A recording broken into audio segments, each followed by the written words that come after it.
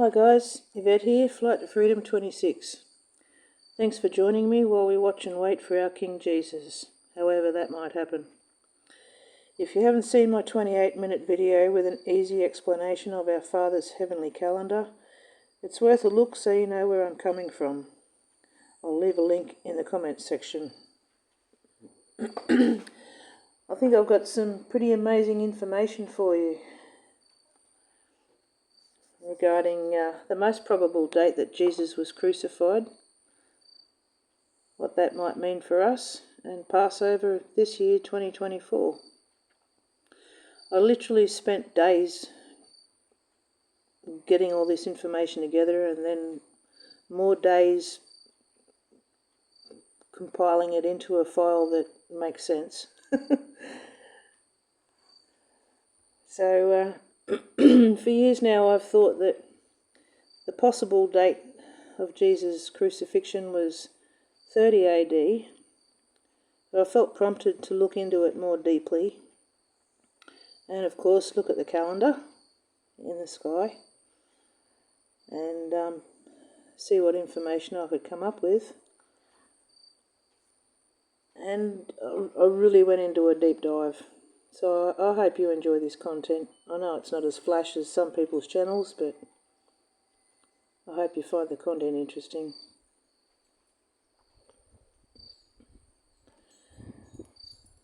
Okay. So what I believe is the timing of Jesus' crucifixion happens to be confirmed by earthquake findings and a lunar eclipse, and there's evidence in our Father's heavenly calendar. So using this date of the crucifixion, true Passover date this year can be proposed to start at sunset on Thursday the 23rd of May, with the Friday actually being the day the same as in 33 AD. So those calendar days are the same this year as they were then.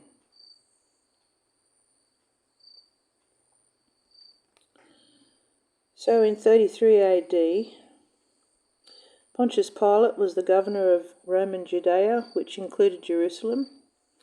Herod Antipas was the son of Herod the Great and ruled the districts of Galilee and Perea.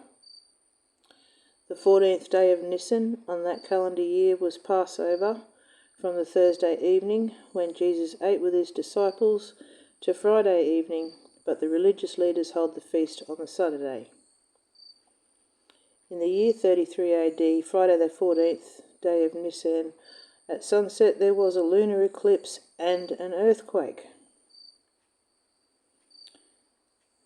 Also for that day, Stellarium, the sidereal chart, the Hebrew, Julian and the Gregorian calendars all confirmed the new year on the same day with the new moon in the sign of Aries. I've got information on all of this coming up, and that's a lot pointing to the date that Jesus was most possibly crucified, being Friday, April the 3rd in 33 AD. In chapter 12 of Exodus, we're told that the 14th day of the first month is the Lord's Passover. The day started at sunset the evening before, and the week of unleavened bread commenced on the same evening. So, thanks to timeanddate.com, this is the calendar for the month of March in the year 33 AD, and I've added some information, as you can see. I'll just leave the screen as it is for a minute so you can take a screenshot if you like.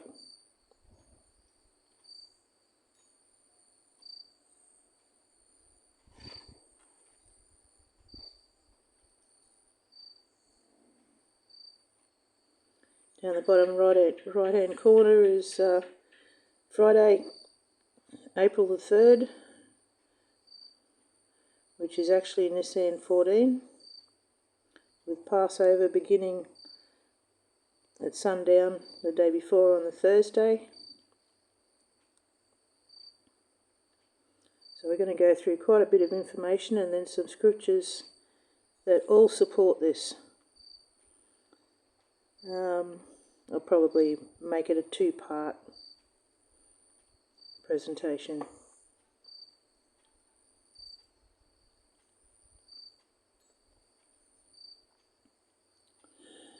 So sundown on the 2nd of April, as you can still see there on the calendar, started the 14th day of Nisan when the lamb was slaughtered.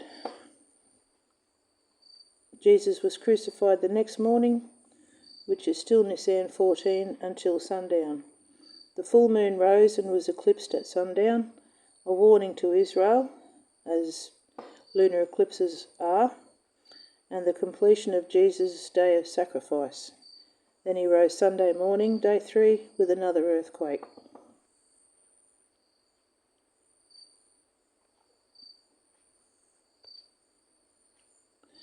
Note the Julian calendar was used at that time, so the 19th of the new moon and the 3rd full moon will be seen as the 17th and the 1st. On the sidereal charts I'll show you, as that program uses the Gregorian calendar.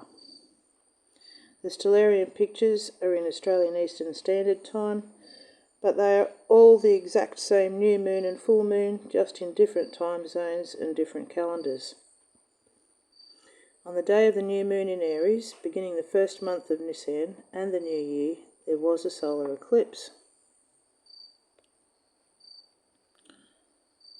And here it is in the sky.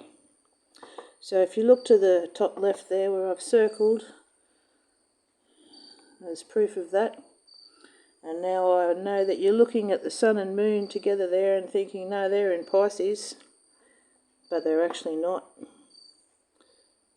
That's the 0 degrees starting point of the portion for Aries. I've put those lines in there just as a bit of a guide to show you that regardless of the width of the constellations, they're still assigned the same 30 degrees along the ecliptic.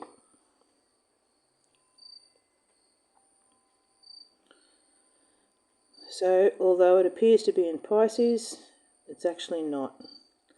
The sun and moon, both exactly at 0 degrees of Aries at the very beginning of that constellation's portion of the sky. Even though the individual stars may overlap, the portions are equal. This is why the astrology program is necessary for precise mathematical verification.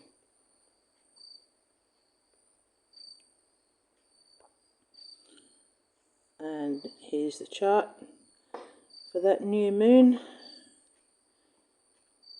with both the sun and the moon here at 0 degrees in Aries. Whoops.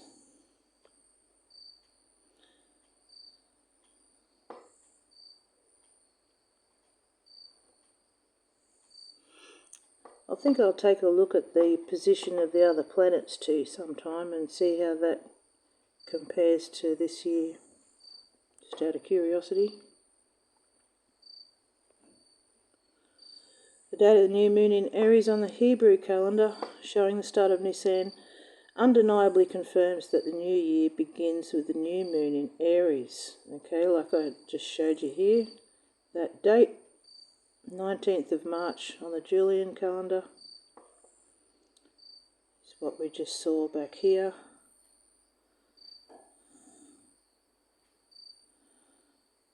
There's the new moon,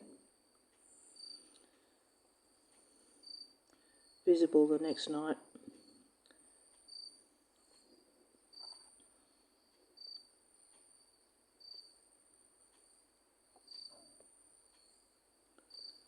If I don't make you dizzy here. Could have paused it, I suppose.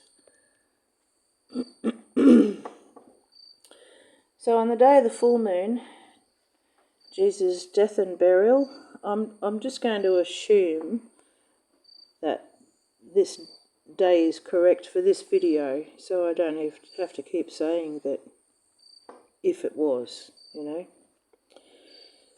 So on that day there was a partial eclipse visible from Jerusalem as the sun set and the moon rose.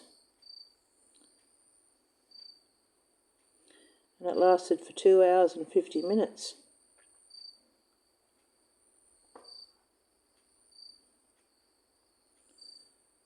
Stellarium for that full moon.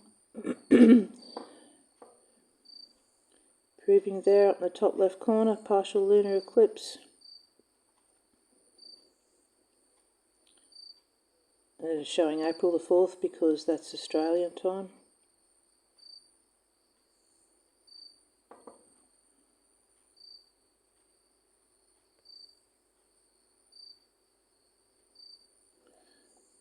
And again there we have the sun and the moon at exactly 180 degrees apart. At 15 degrees in their signs. Aries at 15 degrees for the sun, and the moon 15 degrees in Libra.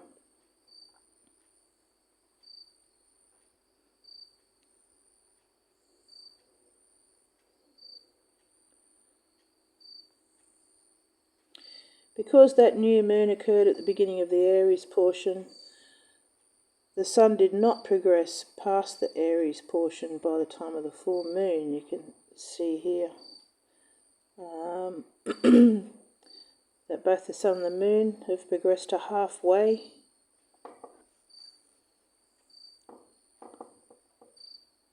I'll try not to confuse you with the details. However, in this year of 2024, the new moon will be in Aries at the end of the Aries portion of the sky. So that means that for us this year, the sun will have moved into Taurus before the 14th of Nisan and Passover. But it is still the month of Nisan because it began with the sun in Aries, both the sun and the moon in Aries.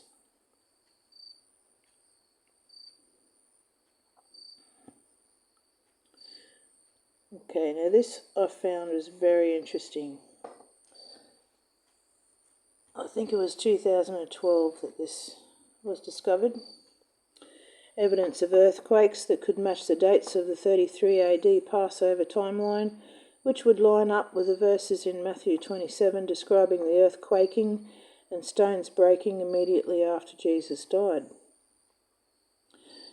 I'll just read the highlighted parts. You can look it up for yourself if you'd like to get more into it. 2,000 years ago, the Dead Sea Basin was shaken by 2 earthquakes that left 2 widespread seismites within the laminated Dead Sea sediment. The first earthquake, spring 31 BC in Jericho, and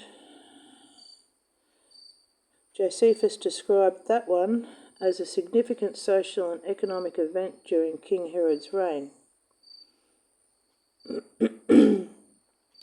The second seismite occurs within laminated mud and aragonite at 10 to 85 centimetres above that 31 BC seismite.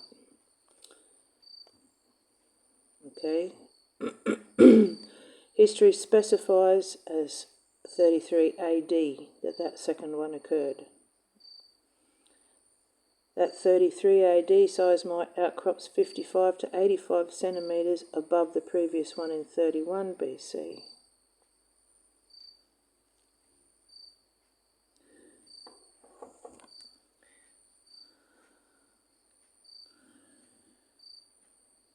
And the findings suggest an epicenter nearer Jerusalem in the 33 AD one. Matthew, the 1st century synoptic gospel author, reported 2 earthquakes in Jerusalem in 33 AD. These are the Jerusalem earthquakes of April the 3rd at the Crucifixion of Christ and April the 5th at the resurrection of Christ. Luke, a 1st century physician and historian, reported a smaller earthquake in the summer at the gathered assembly, written in Acts chapter 4. The persistent 33 AD seismite indicates the biggest 33 AD earthquake was a magnitude of 6. This biggest earthquake was likely to have been on the 3rd of April, that's the Friday. That startled city residents and caused moderate damage, especially to the western side of the Temple Mount.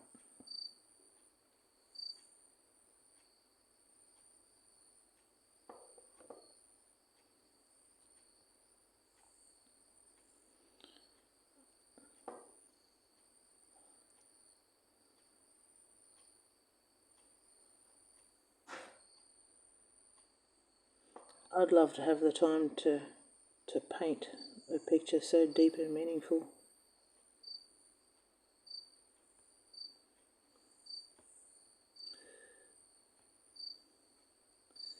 Just another little look at the calendar.